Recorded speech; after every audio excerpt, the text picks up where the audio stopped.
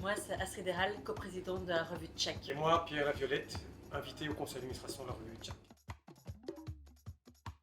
Tchèque, c'est une revue qui permet de comprendre les enjeux complexes du monde agricole et surtout de rapprocher les agriculteurs, les agricultrices des consommateurs et consommatrices. C'est aussi une revue qui raconte des histoires, l'agriculture paysanne, l'agriculture familiale, et on décortique aussi des systèmes alimentaires, des multinationales de l'agroalimentaire et autres, pour mieux comprendre les enjeux derrière tout ça.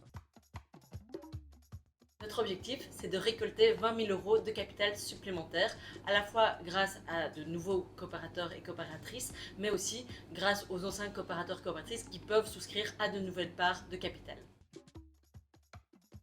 Parce que vous consacrez en moyenne 15% de votre budget mensuel à l'alimentation et que par ce biais, vous pouvez participer à la transition nécessaire de notre système alimentaire, à la fois de manière respectueuse de l'environnement, mais surtout de manière solidaire avec les agriculteurs et les agricultrices. Encore faut-il pouvoir en capter toutes les multiples facettes et tous les enjeux qui se cachent derrière tout ça.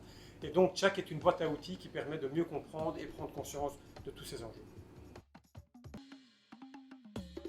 Investir dans votre coopérative, c'est participer à la fois au développement et à la viabilité d'un média basé sur l'économie sociale. Et ça permet par ailleurs d'assurer la pérennité des ressources financières nécessaires à la poursuite du projet, aussi pour assurer sa qualité journalistique. Et ça, c'est pas rien dans un secteur qui n'est pas facile et où on est toujours à la recherche d'un modèle financier. Supporter la pluralité de la presse, c'est important à la fois d'un point de vue démocratique, mais aussi sociétal. Cette pluralité, elle nous permet de multiplier les visages, les débats, les témoignages au sein des médias. Et cette diversité renforce aussi la représentation citoyenne et permet de restaurer cette confiance entre citoyens et journalistes.